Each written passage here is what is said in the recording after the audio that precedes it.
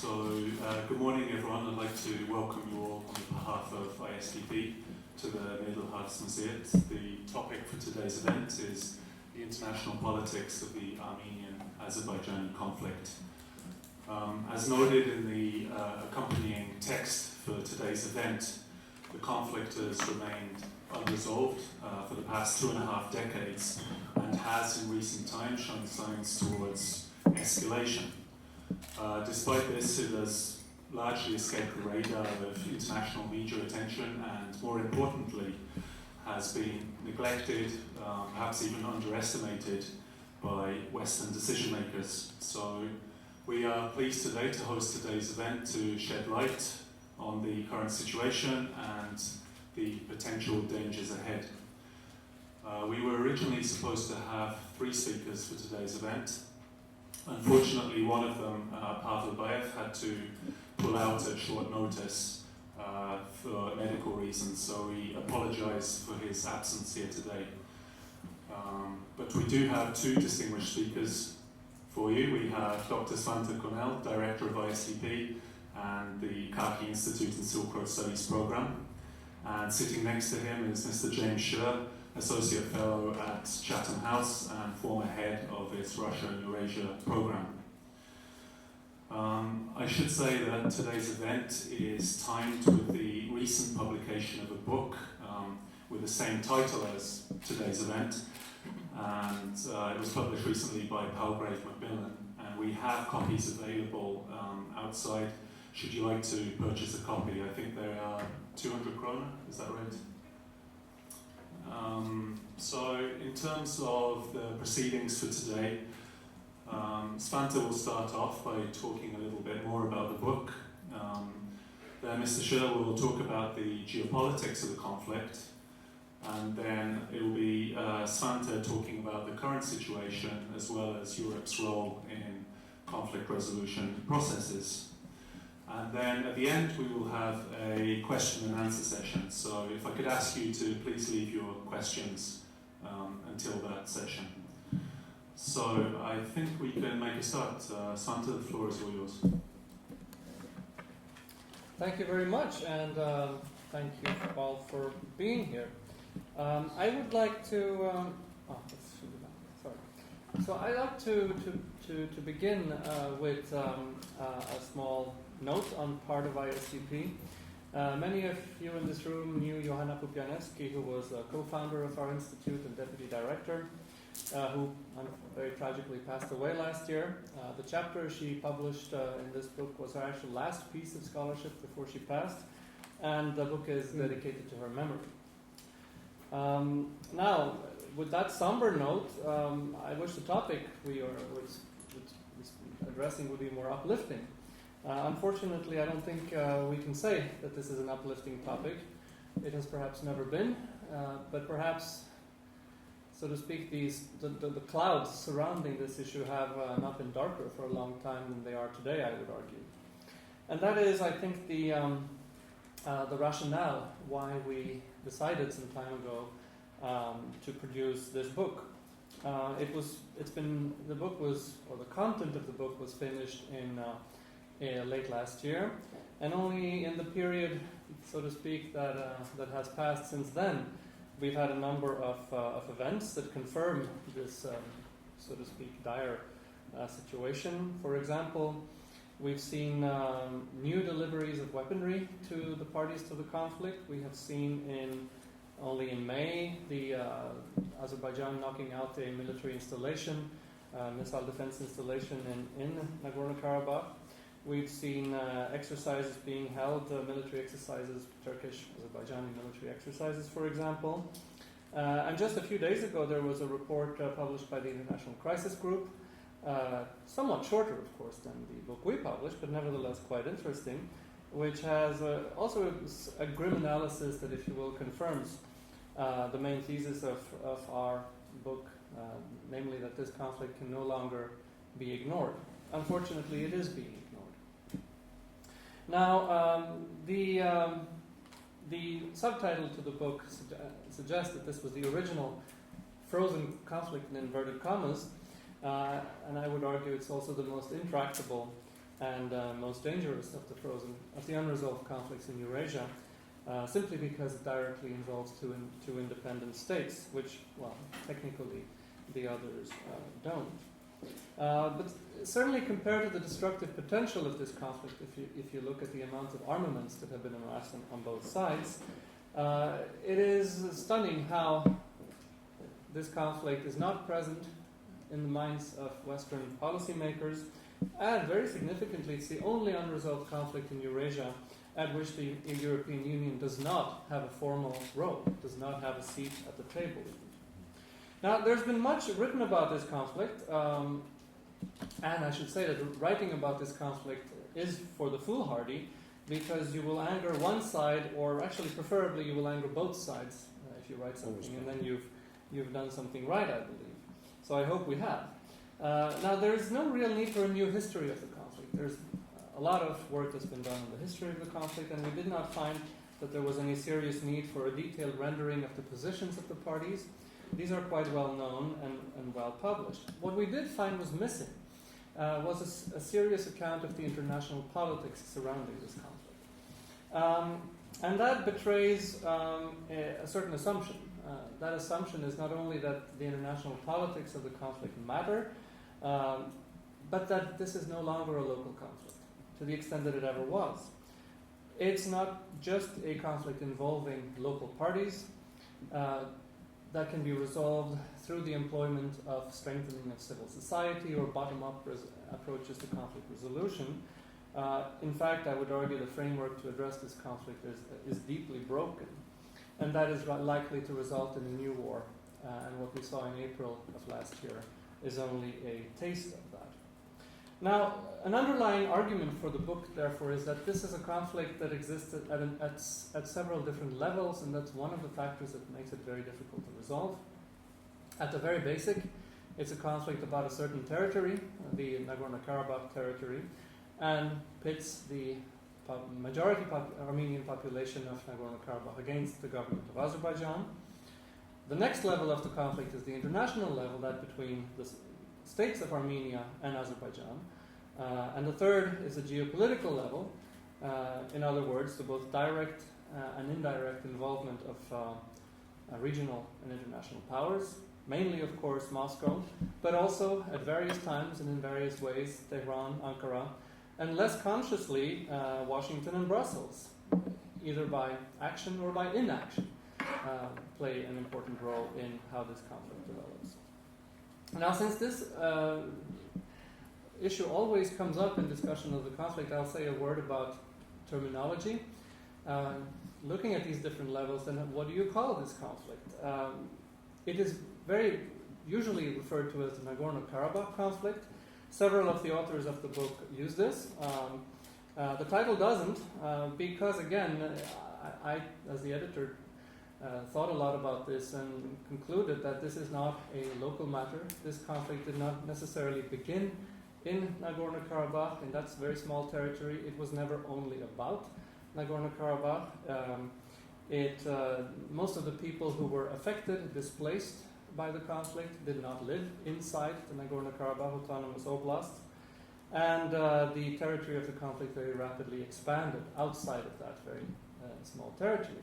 And that is why the term Armenian-Azerbaijani conflict is used in this book. I should say that from 1994, when the ceasefire first came into place, until about 2008, there was a relative stability. There were incidents, partly because there is no peacekeeping force separating the two armies. But as the book details, from 2008 onward, in parallel to the growth of international instability surrounding the South Caucasus, there's been what I call almost linear escalation of violence in this conflict.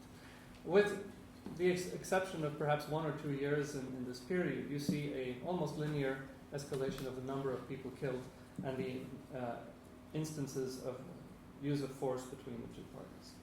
This culminated last year in April in the so-called 4-day war, which saw the first change of the line of control since the ceasefire of 1994.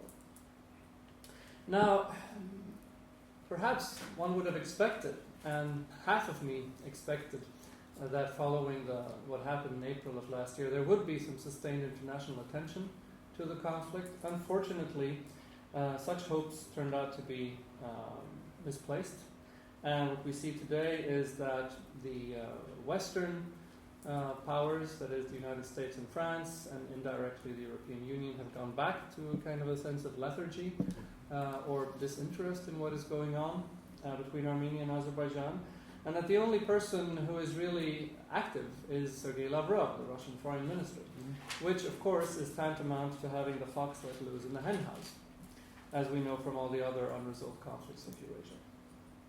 James will shortly address the international context of the conflict, so I won't speak more about it, but I will say a few words about the local drivers of the conflict that have been increasingly visible in recent years. And I think, summing that up, you could argue that there is, first of all, a time aspect. It is now 25 years. Last year we celebrated the 25th year of independence of Armenia and Azerbaijan, which also coincided with the large-scale escalation of the conflict. And therefore, a quarter century is a long time. In that quarter century, we've also seen a growing imbalance between the two countries, an imbalance in demographic, economic, and military terms that have been in the favor of the country that lost the war in the 1990s, namely Azerbaijan. And that has contributed also to a hardening of positions on both sides, and very different calculations being done in the two different capitals. In Baku, the calculation is that passivity regarding this conflict is tantamount to an acceptance of the status quo.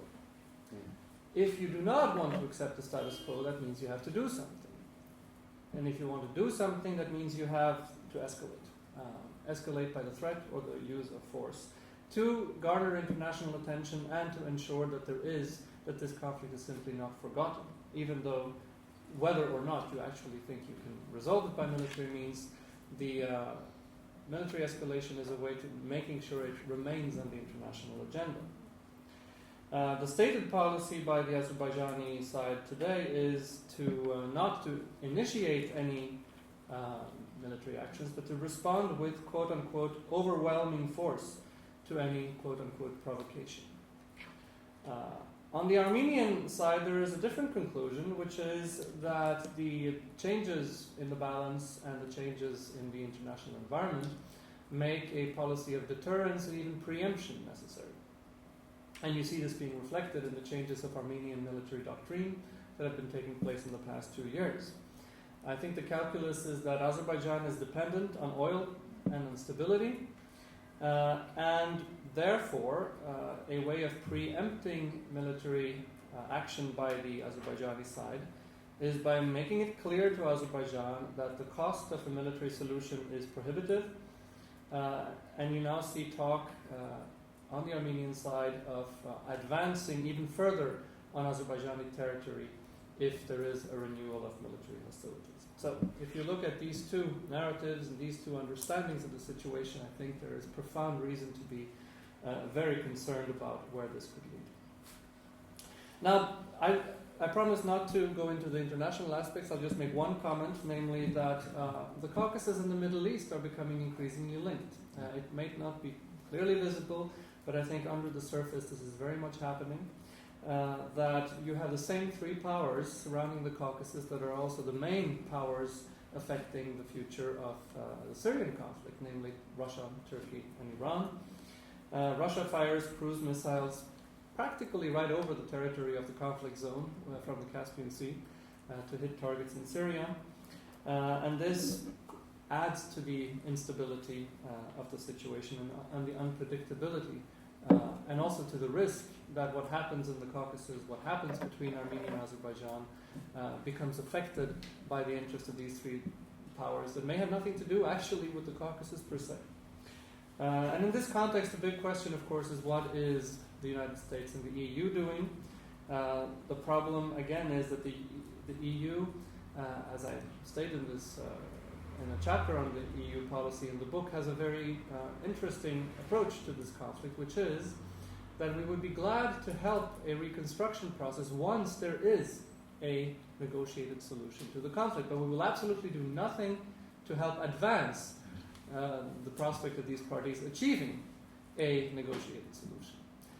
It seems, of course, that this is very much an outdated policy, and that the risks of these policies is pretty steep, because it's clear from the war in Georgia that when a conflict breaks out into war in the Caucasus, there's a price for Europe to pay. I'll stop at this for the moment. James? Thank you. Is that on now? No, not off. Sorry. Now it's on? Okay. In the first place, it's a pleasure to be here. I would like to thank ISDP for inviting me back. When I was last here, you were khaki. That's Central Washington. Asian. That's Washington. All right. Yes. No, just multiple names, not multiple personalities. Fine. Or both. Both. Yes, indeed. Svante has made my task easier. So let me just pick up a few themes that I think are very important if you want to relate the wider geopolitical context with the local context and the local problem. The first is that the Imperial Russian and the Soviet legacies continue to matter. They have left very deep effects. First, there is the eternal question of Russia's geopolitical indeterminacy. The multinational demographic of the Russian Empire and state, the fact that there's never been a time when you could draw an agreed and clear distinction between nation, state, and empire in Russia, whether you're talking about empire or commonwealth or whatever it is extremely difficult to do that. It is always possible on completely rational grounds to make the case for a bigger Russia or a smaller Russia, depending on your point of view. So borders for Russia are both a source of leverage, but also a source of vulnerability, depending upon how strong Russia is and what its relationships with its neighbors and external actors are. And what happened very shortly after the Soviet collapse, particularly when those who were later referred to as romantics left the scene under Yeltsin in the very early 1990s, is a traditional logic of thinking reappeared, which is defined by the need for defense perimeters, which are always on the external borders of somebody else's country, by the way. Control of space, irrespective of who lives in that space and what their aspirations are, buffer zones, client states, and so on. And in the Caucasus, a certain axiom came back into vogue. It is impossible to control the North Caucasus unless you control the South Caucasus. So that is one legacy which is there. Another legacy is much more Soviet, and it's the Soviet power vertical and its compulsive re-engineering. And you add to that the legacy of decision-making, style of decision-making which can be defined as opaque, relying on disinformation, distrust of anything that's bottom-up, of any sort of spontaneity. And what all of this did, long before these conflicts broke out into the open, is that this whole power vertical did what it was designed to do. It destroyed horizontal communication between communities and nationalities. And in that sort of environment, what happens, particularly when conditions change?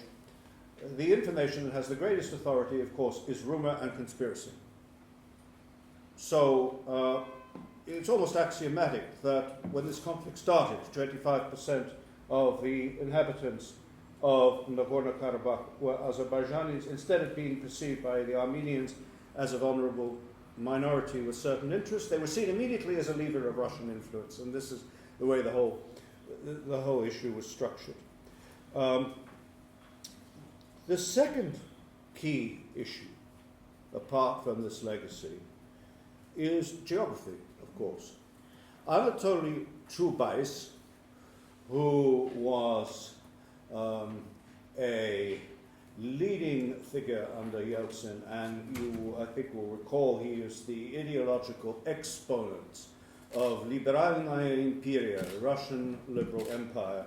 He used to turn up in all his visits to Georgia, Armenia, and Azerbaijan with one refrain. Russia is nearby, and the United States is far away. By which he did not mean, therefore you should like Russia. The smile on his face perfectly suggested, I know you don't like Russia. What the message was meant to convey was that Russia will be there whether you like Russia or not. Russian interests will be there whether you like Russia or not. So will its knowledge, so will its penetration of institutions, its cultivation of elites and groups, whether you like it or not. And the West will come and go according to its whims. And Svante alluded to this, but one thing which is one source of continuity in 25 years has been the West's itinerant and often truant interests in the whole situation. And those people from Western diplomatic establishments on the ground who understood what they were dealing with and the importance have always had to battle to get the attention of key decision makers for more than 12 minutes at a time. And this is a major reality. The Russians have another expression which surfaced at the time of what you could politely call intense negotiations between the Armenians and Moscow over the EU Association Agreement in 2013. And Russia's Putin's special representative in the Caucasus reminded them of this axiom. Armenia can either live with Russia or not at all. So, this is reality. Rad, like it or not. And this pattern remained even after the Georgia War. The West, as Svante said about the more recent events, swiftly returned to its pattern of deceptive normality and looking at the whole area. First major response in the US administration, Obama reset. Then you have the Medvedev presidency, in which many people invested huge hopes. And things returned very much to the normal pattern. There's another part of this pattern, I just mentioned it as a footnote. It goes back well before the Soviet period, but it became a sort of scientific principle under Leninism, which is that in any irregular, any civil, any complex subject, Russia must be on both sides. Russia must have influence and a presence on both sides. You could see it everywhere, even in the Chechen conflicts. Well before there was Kadyrov, you could see all of this.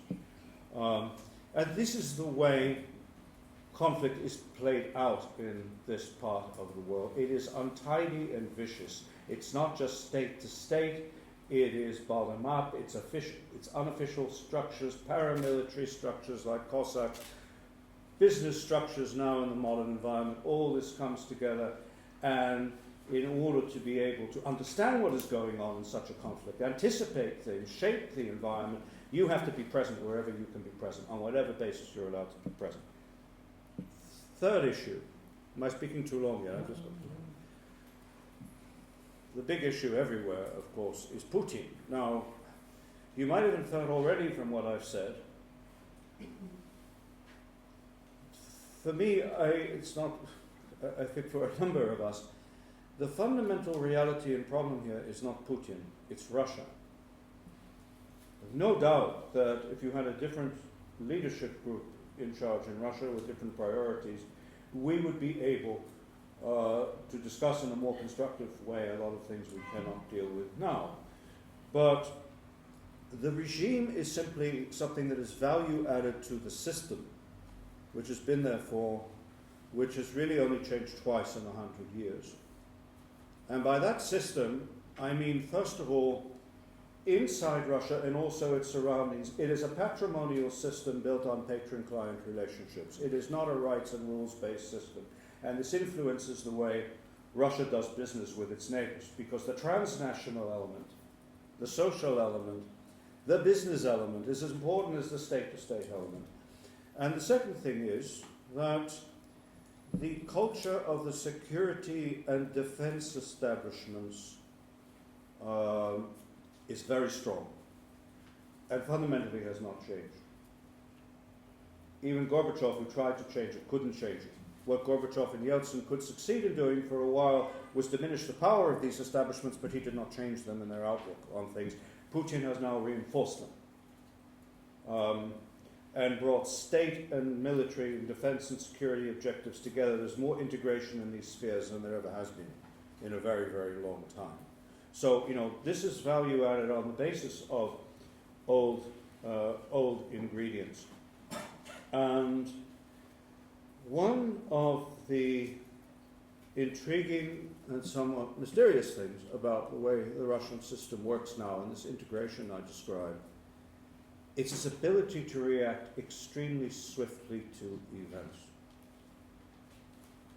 Whether it's the coup in Turkey, whether it's the April 2016 Azerbaijani offensive in Karabakh, so swiftly that a lot of people wrongly conclude, well, they caused this. Not necessarily. But part of this again reflects saturation of the ground with lots of eyes and ears. But part of it also reflects a structure of decision making that brings together people around the table and able to come to a decision very quickly. And take the example of the coup in Turkey, and the question is, what did the various players know and when did they know it? Erdogan's people responded with remarkable swiftness after this coup, almost as if the response had been planned. Hypothesis: they might well have been tipped off by Russia. Second hypothesis: there might well have been a number of people in Washington in a position to tip him off, who might not have done so for a number of reasons. I would suggest they probably didn't, because they are too siloed in their own bureaucracies to be able to produce that information in a timely way, and then Russia derives advantage from that. But if you look at the April 2016 offensive, which, in view of this pattern Svante mentioned, between 1994 and 2008, is remarkable. Lavrov, Shoigu, Minister of Defense, were immediately there brokering a solution before other external actors had really registered what had happened. They are already brokering a solution, and for the first time cutting the Minsk group entirely out of the loop. That never happened before. The Russians were always very assiduous in working with the Minsk group and trying to steer them, but inside rather than outside. And this is a feature of the kind of policy we can now expect. Final set of points about the current environment. The conventional wisdom on the street is that however significant it is in overall European terms, the conflict in Ukraine has not changed anything of importance in the Caucasus. This is mistaken. The Russian annexation of Crimea, and more important, the militarization of Crimea, which started from day one, has enormous geostrategic implications. Long before this happened, Russian defense circles were always talking about an integrated Caspian Black Sea region. They were not suggesting it is somehow integrated in some organized sense, but what they mean is the developments that occur in this whole space interact with others elsewhere and have an influence. So the question is, what influence will Russia have over this? Well, if Crimea is fully militarized, then and it is no longer under Ukrainian jurisdiction, Russia then becomes suddenly the dominant and potentially the only real power in the Black Sea. Crimea is both the rear area to Syria and the Middle East. There is a supply chain, logistic chain going from Crimea into Syria. And, of course, what becomes much more clear is that even more so than in the past is the rear area of the Caucasus, which means basically we Russians have this whole area bottled up. We can use force in the Caucasus without having to worry about how X or Y will respond. In 2008, of course, the Black Sea, based in Sevastopol, participated in the war against Georgia under the terms of the Ukraine-Russia 1997 Black Sea Fleet Agreements, which the Russians were stretching, but they were still under those terms. They still had to think, how will Ukraine react? If Ukraine reacts adversely, how will the EU react? How will NATO react? Now they don't have to think about that. So Crimea matters very much. As does the stakes rise in the whole region, because with the Syria operation, what the Russians effectively have done is they have now moved their defense perimeter to the eastern Mediterranean on a very shaky basis, but it's there. Turkey. The Russians understand better than any external player that Turkey is the determinant regional actor, far more important than Saudi. Again, not just with regard to Syria, but also very significant in the Caucasus as well. And part of what had been going on in the background for a number of years, before the Syrian deployment, before the Ukraine conflict, is the Russians quietly and steadily displacing Turkey from its dominant influence in Azerbaijan, particularly in the sphere of defense and military assistance. Between 2010 and 2016, in that period, I believe the figure is 80 or 85% of Azerbaijan's imports of military equipment have come from Russia. Both US and Turkish defense assistance has been very modest by comparison to the scale of these arms deals. And for the sake of time, I will leave aside the fact that the Russians have handled, I would say, played Turkey brilliantly from the moment the Turks shot down the Su-24 fighter bomber in September 2015. From then to now, you will have seen a progressive and significant reorientation of Turkey's policy vis-à-vis Russia in that period. And as the Russians say in eastern China, it's not been accidental. And where has NATO and the United States been in this? Let me add one little contrast here. The Russians, the Russians have made, I have not discarded this for a moment, and I've said it from the beginning, they have the capacity to make major strategic errors. In Ukraine, they have made one. I am not suggesting that they are the baseline and benchmark of wisdom about all things. But in these regions, they understand very well. They have reflexes that are well-tuned and instincts, and the Western powers do not. And both NATO and the EU approach influence in very formulaic terms. I'll give you a worrying example, but it's just the kind of thing that resonates in the Caucasus. It was August or September 2015, I believe. In the middle of a well-advertised NATO-Georgia military exercise, the Russians just went in quietly and they moved the South Ossetian border 1.5 kilometers. And in the process, they took over about three-quarters of a kilometer of Baku-Supsa pipeline. They didn't do this because they were suddenly interested in this territory. They did it for a reason. What was the response? The NATO exercise ended on schedule. Now, you then, if you're sitting in Tbilisi, you then start to wonder, what kind of allies do we have exactly? A bigger point, but it's the same point. From the whole period that NATO began to enlarge and started to move more ambitiously into partnerships with other countries like Georgia,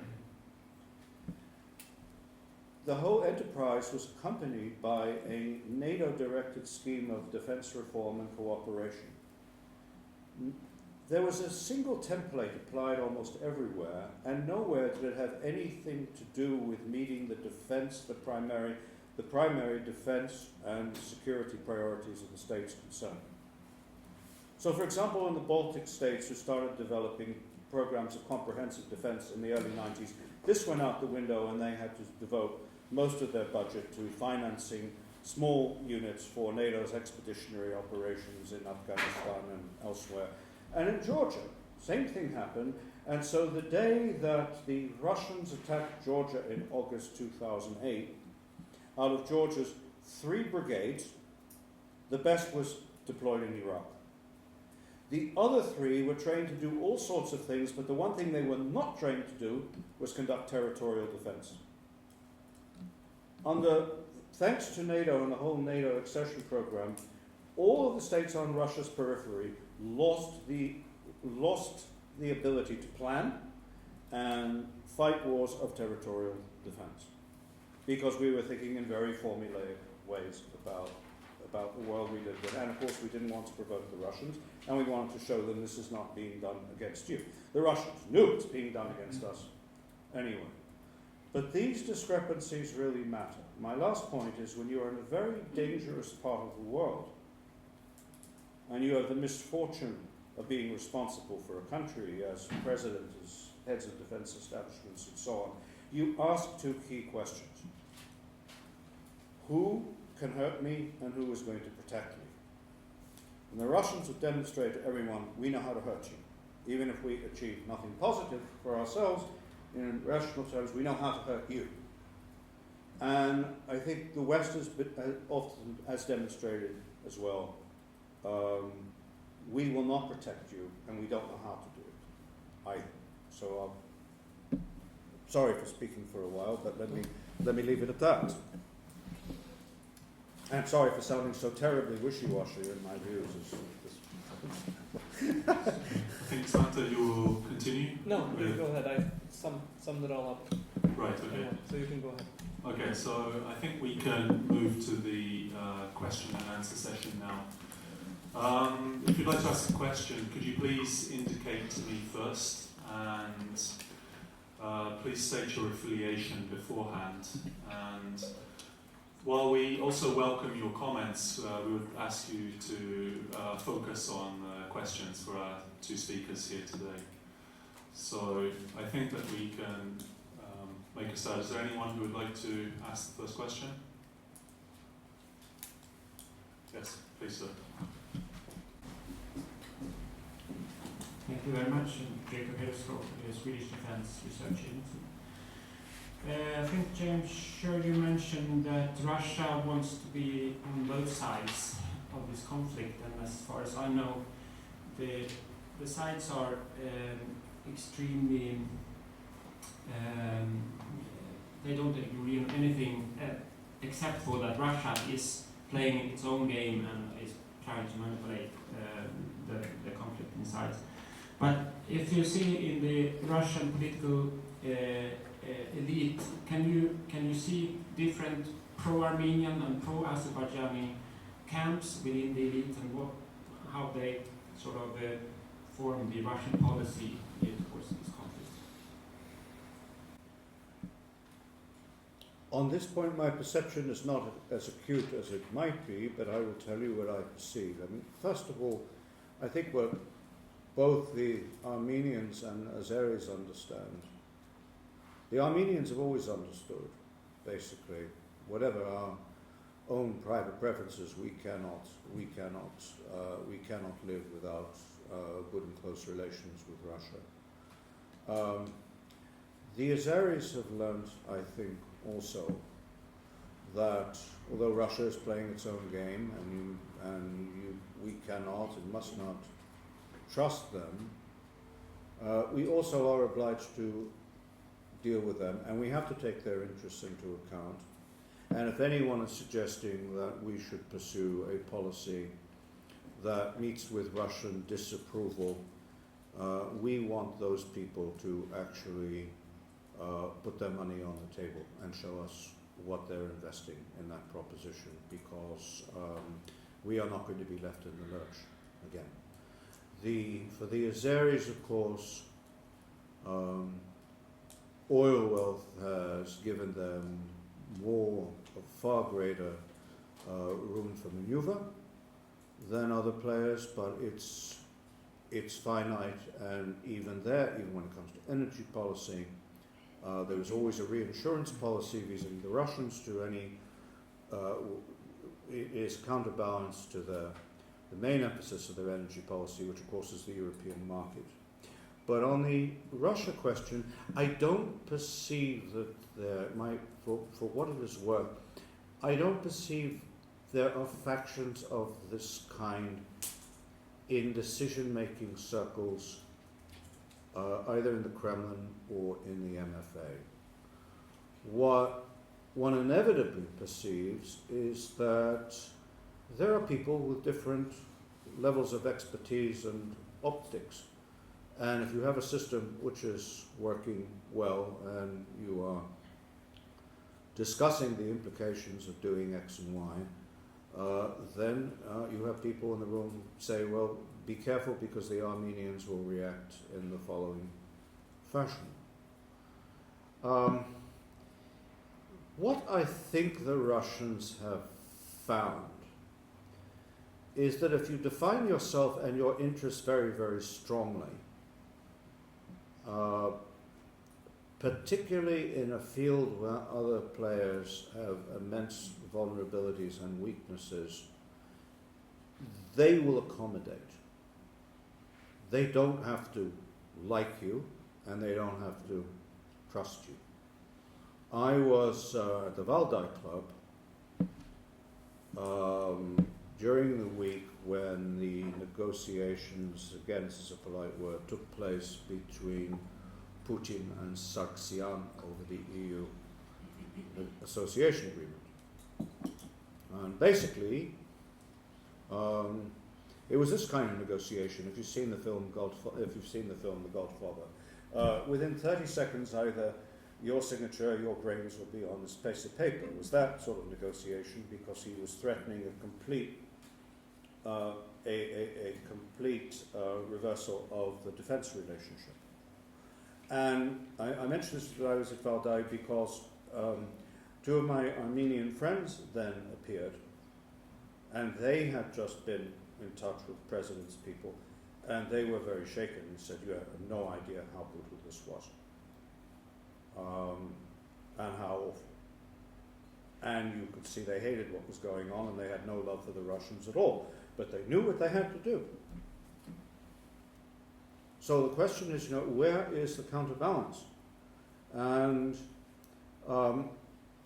all the EU and NATO has been willing to offer as a counterbalance programs, exchanges, networks, contacts, and the EU has been, willing always, and both of them willing to offer a process, but not a real counterbalance. And I just have to add one thing, because beyond your question, given the fact there is no counterbalance, I take comfort from the fact that the Russians are as knowledgeable about regional dynamics as they are, because the one positive part of the story is that the Russians understand as much as anybody else that a full-scale war is not going to be in their interest. I don't think it would be in their interest. And I think this is what's held the Minsk group together and has kept this conflict as it is. The only people who would really benefit from a clear victory and clear defeat would be either the Armenians or Azerbaijanis, respectively.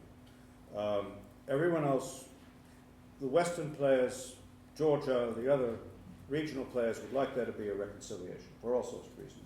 The economic consequences of that would be extremely beneficial for everyone. The Russians only want a reconciliation if they are brokering it and they are controlling it and they have the means of unsettling it at the time of their choosing. But they don't want any large-scale conflict that they can't control. And even if you take the most the most negative interpretation possible about April 2016, and you assume the Russians were part of this loop and they had something to do with it. Note, the offensive that took place was not directed against Stepanakert. It was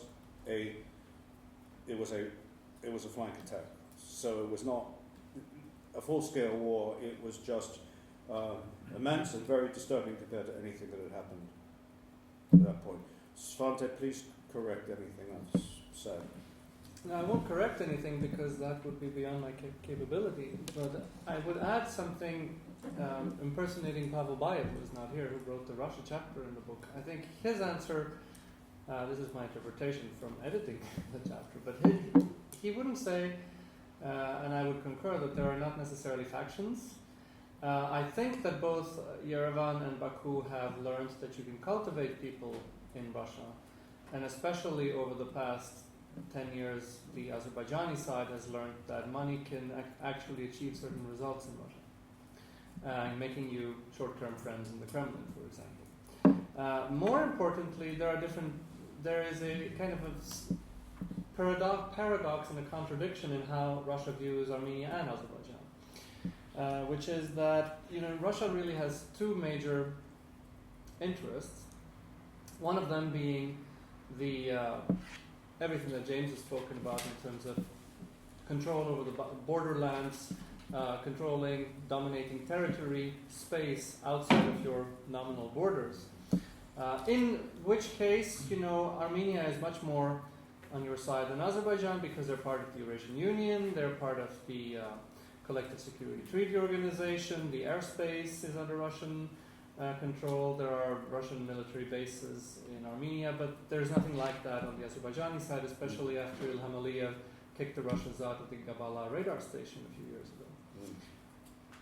So then it would seem quite clear, right, that Armenia is your ally, Azerbaijan is more wobbly and unreliable. But then you have another set of Russian interests which go in completely another direction, namely the issue of, at every cost, countering colored revolutions, maintaining a certain type of governance structures in the former Soviet space. And in this situation, you view that the Russians are not worried about a colored revolution in Azerbaijan. They are fairly happy with how Ilham Aliyev runs the state. They are more concerned about how the Armenian leadership runs their state, which, by the way, has become less and less transparent and democratic over the years.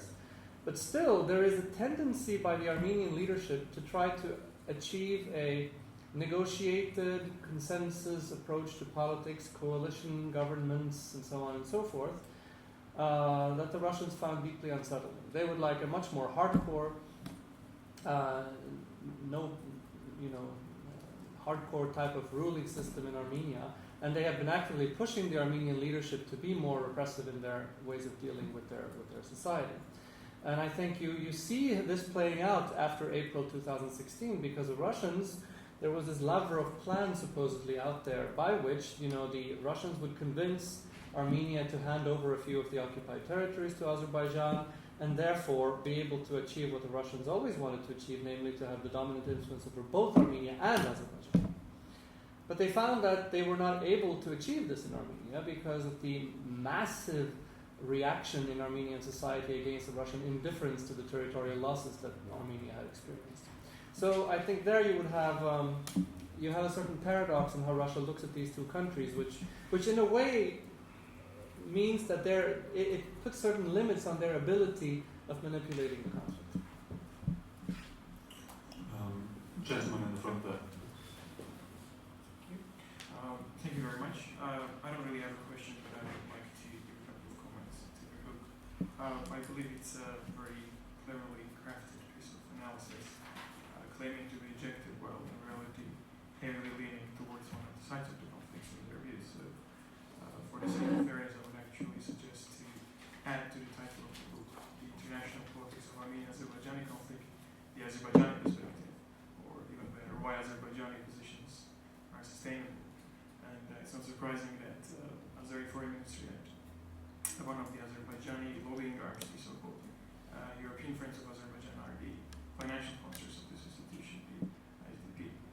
So I wouldn't be surprised if Azeri Foreign Ministry starts distributing your book as an addendum Secondly, the book is meant to promote more EU involvement in the issue, but it miraculously fails to pinpoint which side of the conflict is actually blocking it, which side is preventing EU representatives from visiting the region and actually accessing first-hand information, which side is creating blacklists for the people who dare to visit the region even for humanitarian reasons. Thirdly, the book follows a very dangerous line of trying to squeeze the issue into the evolving so-called rifle between West and Russia, which perhaps for some strategists is opportune, but for the people living in the region is very dangerous. It does raise the risk of any escalations to the highest. We in Armenia are very well aware of this issue and have been fighting against it for quite some time. And fourthly and finally, we're also very used to parliamentarians who are hiding behind their independent status to promote interests of a particular country. That is called lobbying. And one case concerning one of the countries mentioned today is under peer review within the Council of Europe. And perhaps the same could be told about academicians that are shielding themselves with academic freedom while actually promoting political and economic interests of a particular country.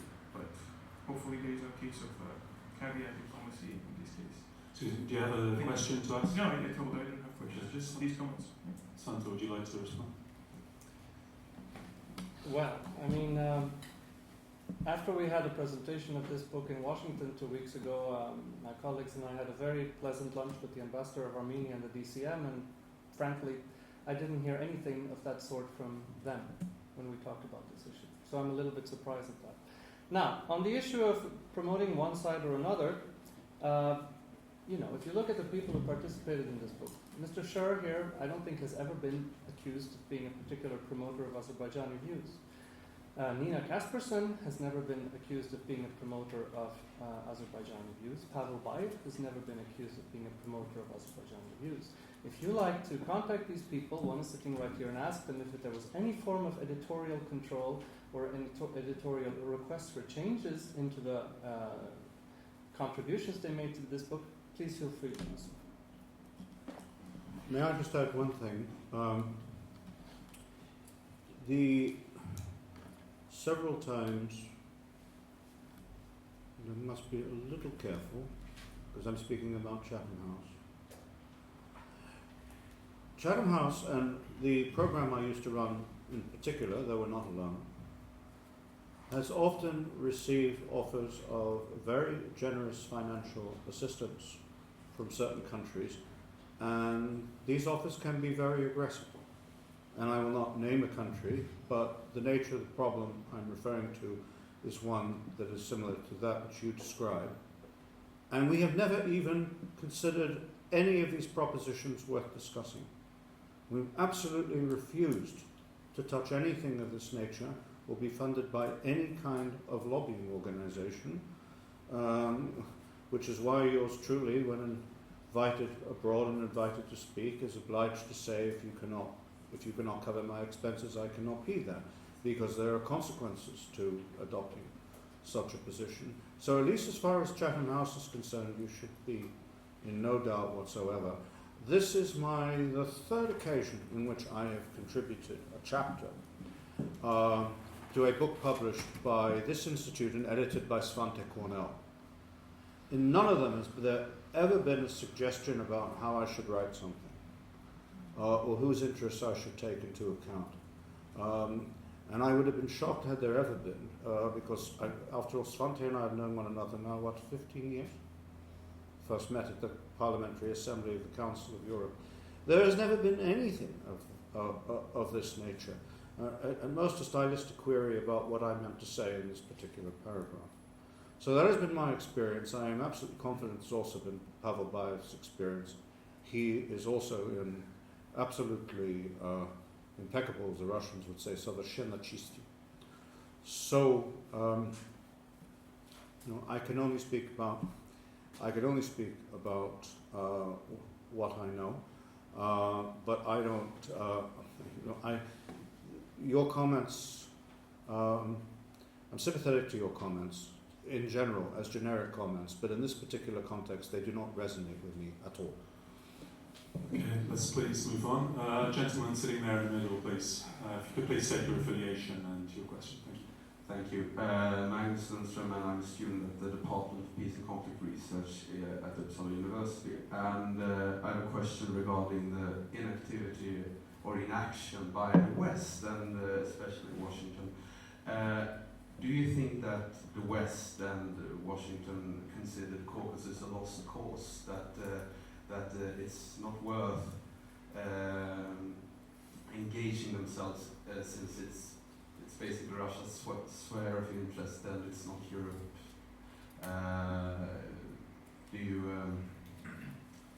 Does this inaction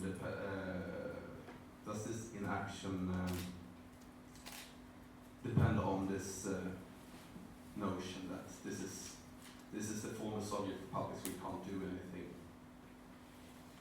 To his question, it's related to his No. question.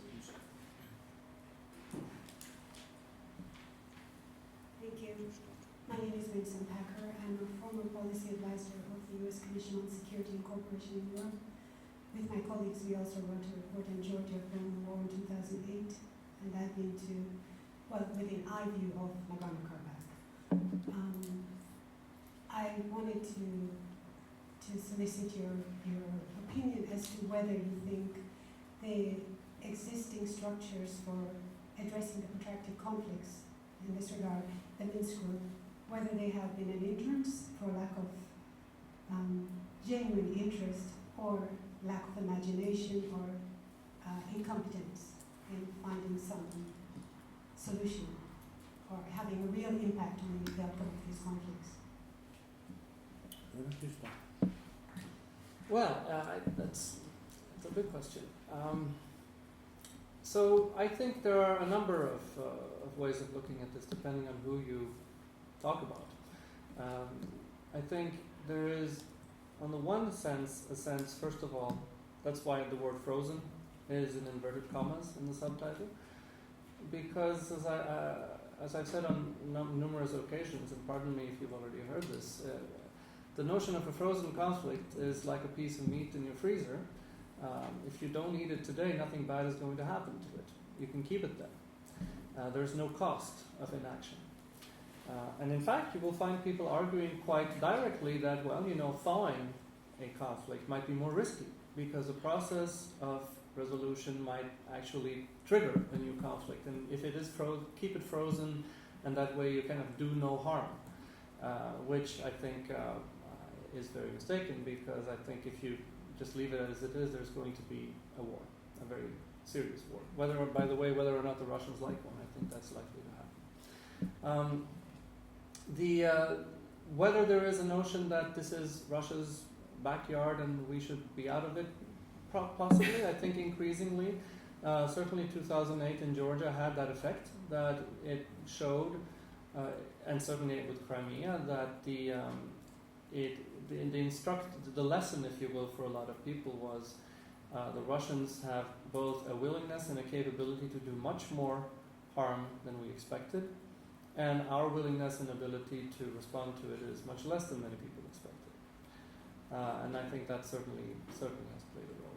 Regarding the Minsk Group more specifically, I think it's difficult to escape the conclusion that the Minsk Group has served as a form of an excuse for inaction. You can point to a process. There is a process there. We're working on it. Whereas in reality, I think, especially if you look at France, there was a very serious effort in 2006 at Rambouillet to try to resolve the conflict. It didn't work. You try and you fail, you get burnt. The same thing happened in Key West with the United States, with Colin Powell, in 2000 already, 2001, when they had a summit, they failed.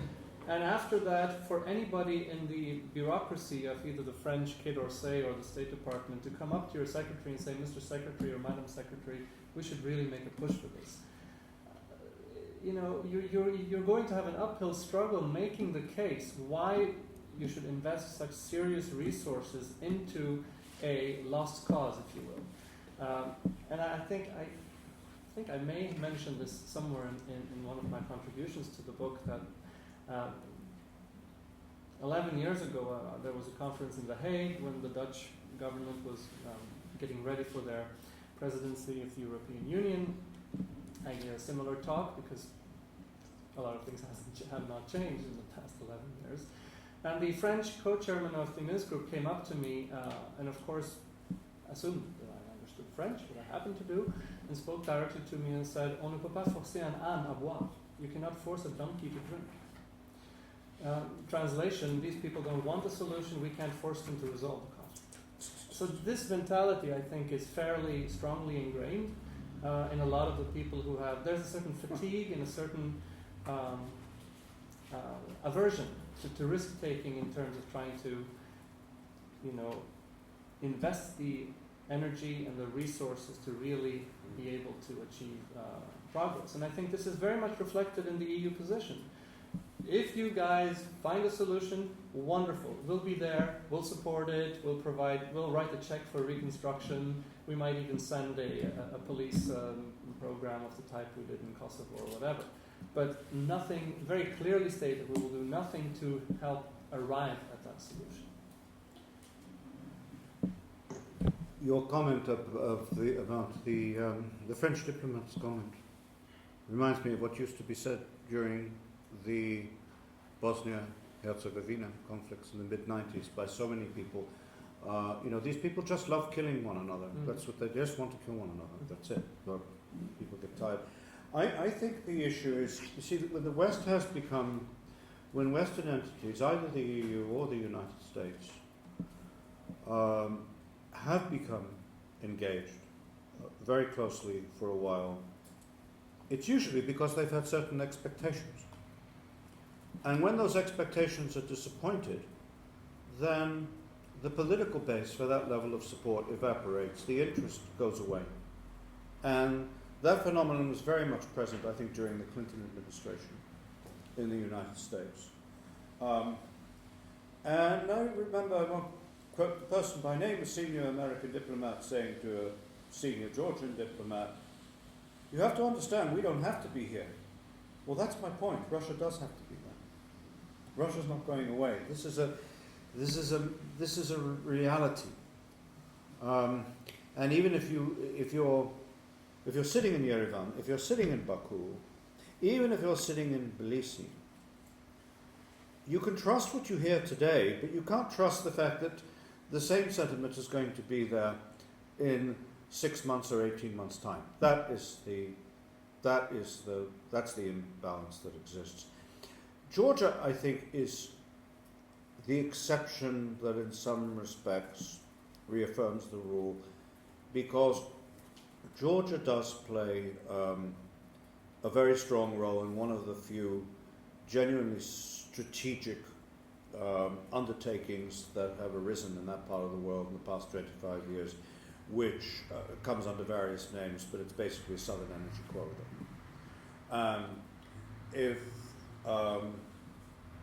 If you're aware of all of that, and Georgia goes under, or its alignment dramatically changes, there are major repercussions, and this becomes fairly clear to a lot of people. For reasons that are difficult to neatly express,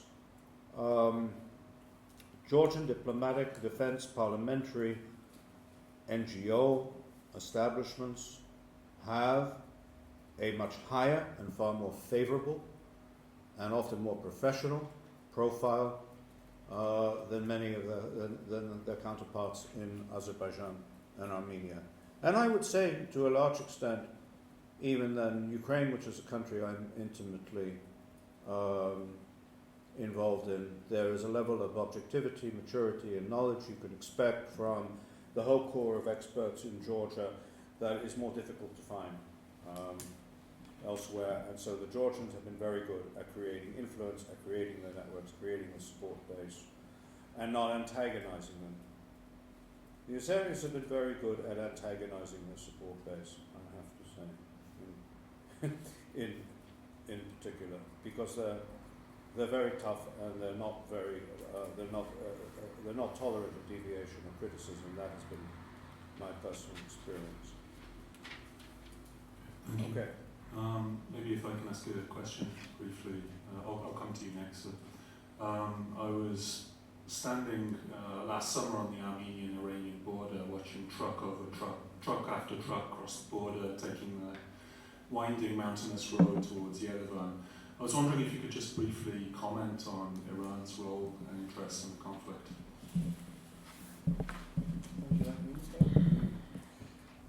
So the Iranian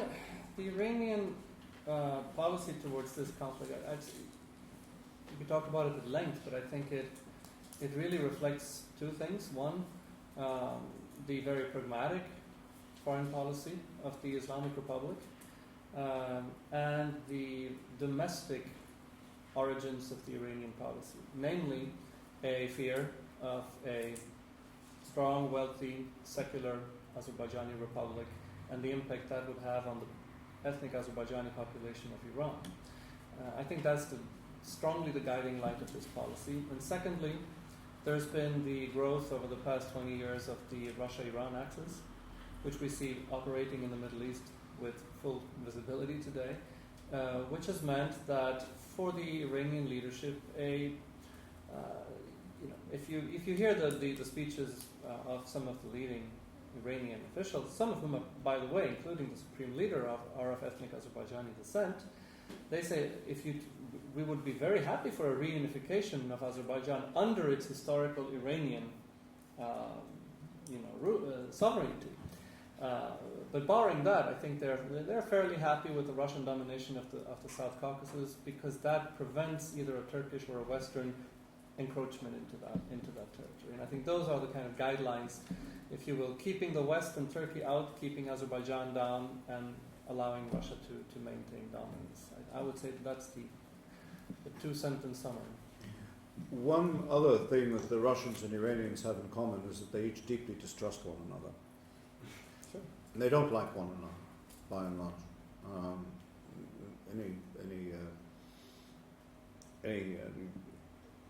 Any private conversation will confirm this very quickly, but they each have, what binds them is they have, in their sense of the word, a deeply pragmatic relationship.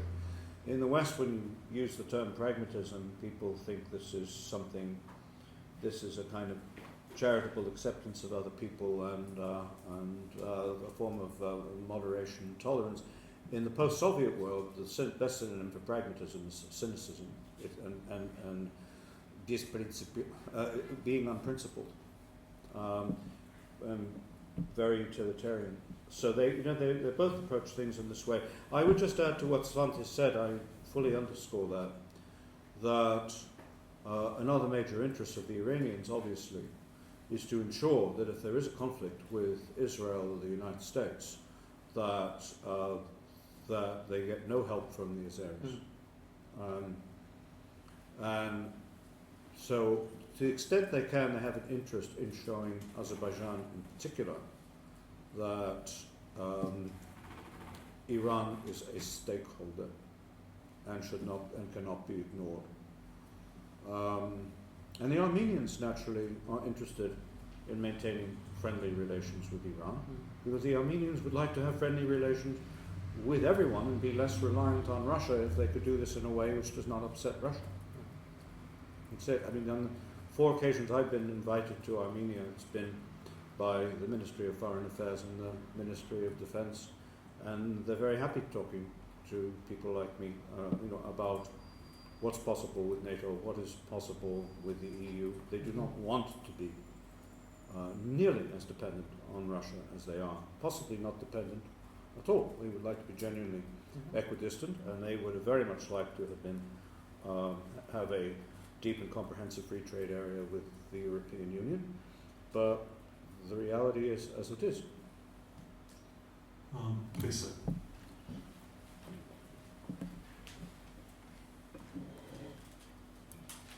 Thank you. Do you hear? Yeah. I will just begin to say that I agree with earlier comments about the caviar diplomacy. Unfortunately, it is true. It is condemned in the European Parliament.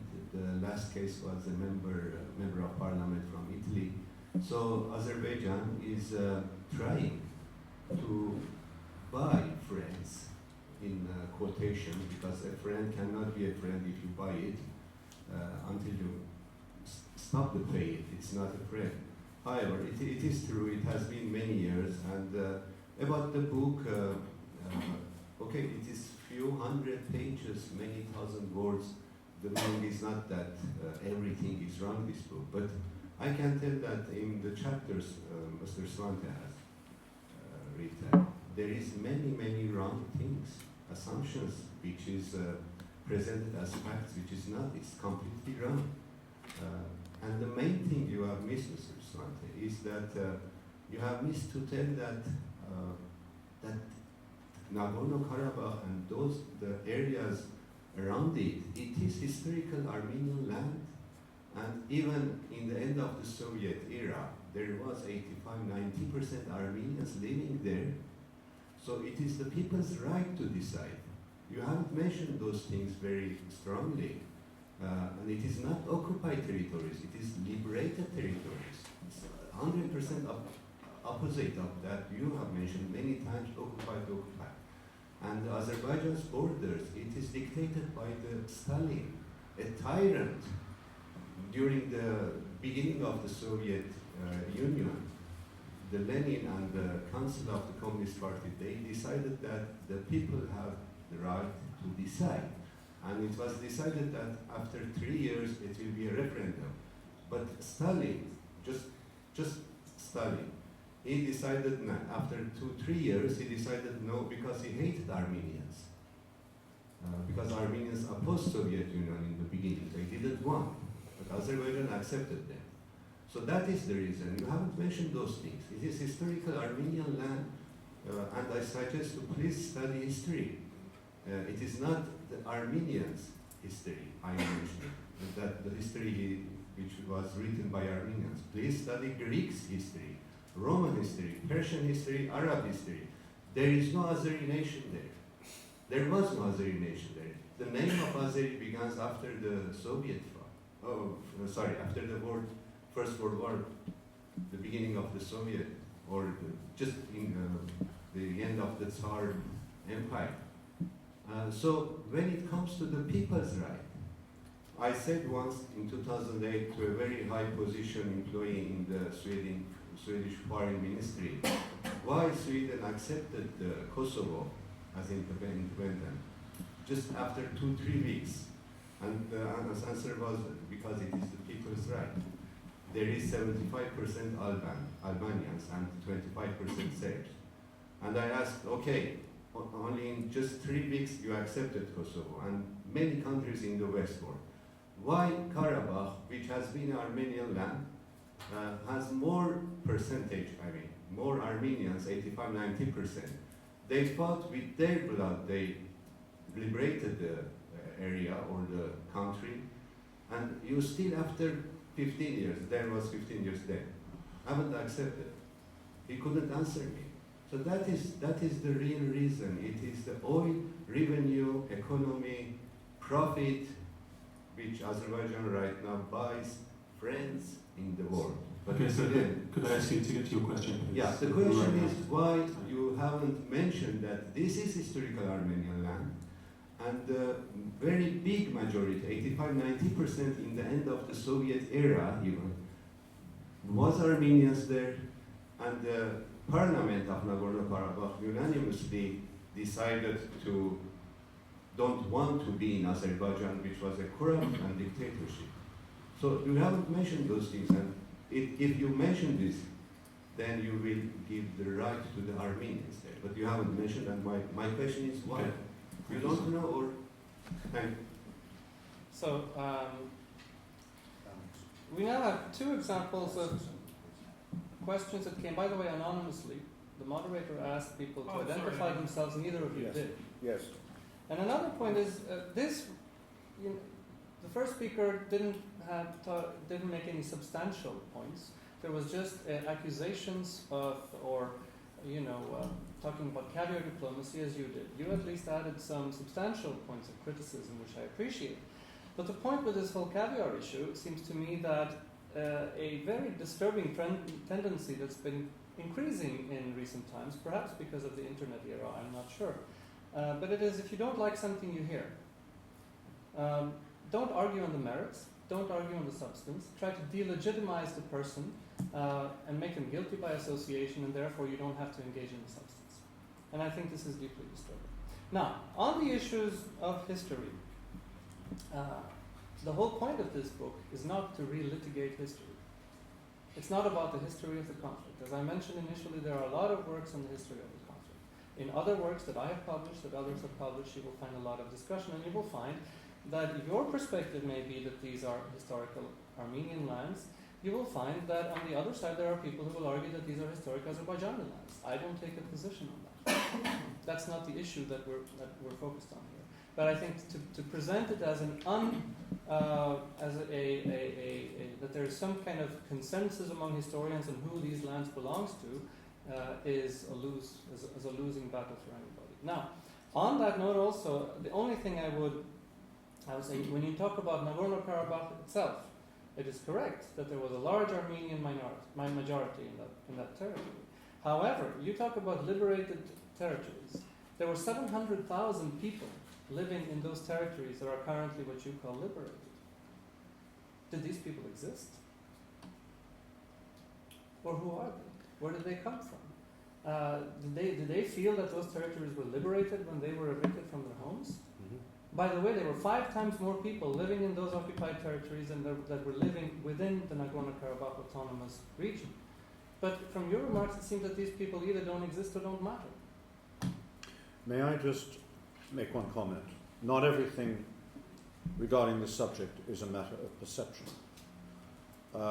What is a matter of fact is that the agreements, treaties, and the legal and treaty regime that ended the Cold War was based unequivocally on recognizing existing borders, irrespective of historical claims.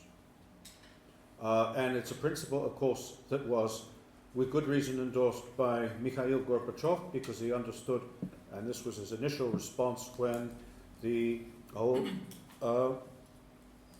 Karabakh issue towards the end of his tenure erupted, that this kind of claims that you just made, legitimate as they might be, can be made all across Eurasia.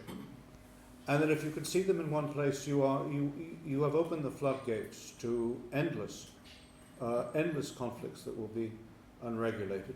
I have had the same discussions with Russians about Latgala in Latvia, about Narva in Estonia. There's the whole issue, of course, of Crimea, of Donbass. Perceptions are not always the same. And even sometimes when a situation is clear-cut, there is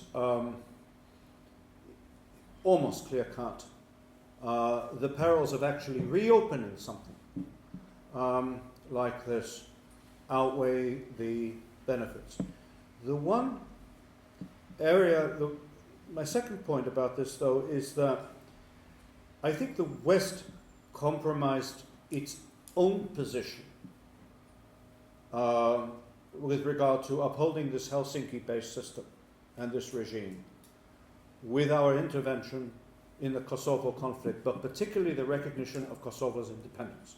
It then becomes much more difficult for the countries that supported that to insist upon the application of these principles everywhere else. Now, I have no doubt that what happened in Kosovo and what happened in Crimea are very, very different. In Kosovo, there were real massacres, there were real expulsions, there was a whole history of these things. In Ukraine, none of this happened. The Russians don't care about that, that's a nuance, but because the principle is the same. If on the basis, and Putin actually warned about this in early 2008, if you concede the principle of national self-determination in the Balkans as giving you legitimacy to reconstitute states, then you can do it in the South Caucasus, you can do it anywhere you want. And of course, Russians assumed in Kosovo, the reason they're doing this in Kosovo, they don't care about that place.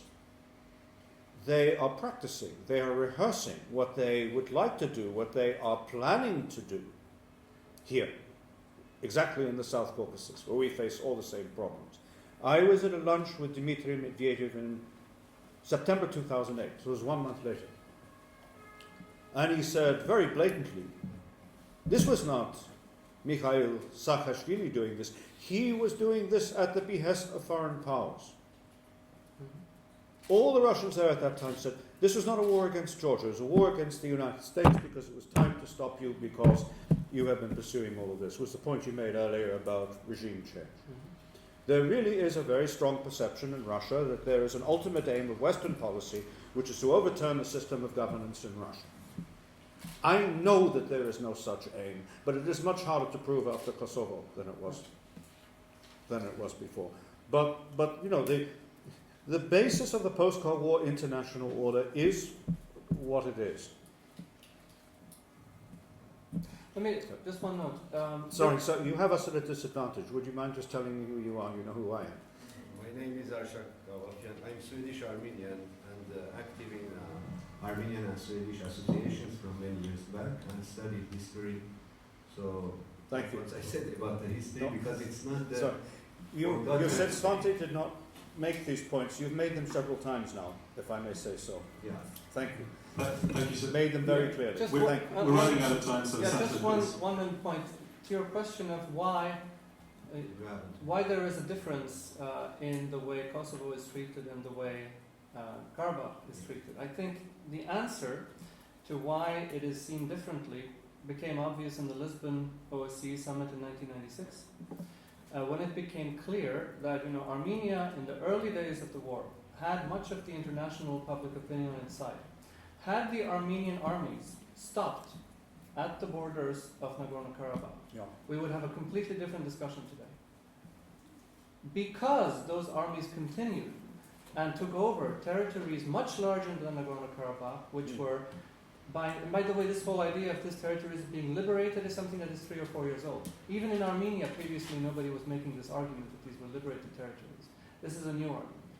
But because these territories were conquered and because the population was evicted from these territories, the international perception shifted that Armenia was now seen as the aggressor rather than the victim of the conflict. And that is why you have a problem convincing people about the whole issue of Karabakh at this point. May I add one footnote? It was Yusa who made a very interesting reference to the Azeris excluding not wanting EU participation. I believe, if I'm not mistaken, what you are referring to most immediately and directly is the fact that there were several EU monitors present during the recent, was it March, constitutional referendum in Nagorno-Karabakh, which amongst other things officially adopted the name Artsakh for that entity. And obviously I know that met with deep Azeri disapproval. Now, one can have a mixed reaction to that. As I think most of you know, there is a sanctions regime in place in Crimea. And those who visit Crimea without the permission of Kiev are violating that regime. There's a Ukrainian regime and there's an international regime. They will then be barred from visiting Ukraine. They will be denied a visa. If an entity like the EU said, we would like to send a commission of inquiry to Crimea to do the following things, and they approached Kiev about it, they might say, all right. I don't know. But I could sympathize with the response that Azerbaijan has taken, because there are implications to people visiting an unrecognized territory, and where you draw the line between people and businesses and investment becomes rather difficult. So it's an understandable position. I wish it were otherwise, but that is what you were referring to, I think. I think we had one Sorry. last question at the back there, please. Excuse me. The lady there, sorry. Excuse me, very short. No, we need to give an equal say to other people. Yes. So we need to give an equal say to other people. I'm sorry, but I will if I just say after the. And my apologies for not failing to introduce myself. My name is Rasmus. Did you have I'm an administrative assistant at the Do we have any final questions from other participants who would like to already conclude? Yes, please, sir. If you could make your question brief because we've run out of time now. I believe that I'm not going to answer questions, but let me introduce myself. My name is Safarov, representing the Embassy of Azerbaijan.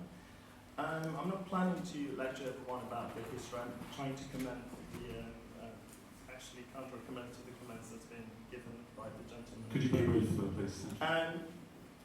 Well, briefly, I'd like to remind him about the legal aspects of the conflict, which is, for example, he said the unanimous Parliament of Ankara decided to leave Azerbaijan and join the territory of Armenia. But during that time, there was the Article 78 of the USSR Constitution, which actually recognized inadmissibility of the unilateral secession of the Ankara. So I think that this might be taken a note of. And after that, when it comes to independence, there was a international legal doctrine which is named ut possidetis, which is applied to the borders. Thank you. Okay, thank you. Do you have any concluding remarks you would like to make? Isn't it interesting that the only entities that actually recognize the independence of Nagorno-Karabakh are themselves unrecognized entities? I mean, after all, Russia does not recognize Karabakh as an independent entity, and neither does Armenia. Okay, I think we can finish there for today. It's past 11, so I'd like to thank you on behalf of ISDP for coming today, and I'd like you to show your appreciation for our two speakers. Thank you.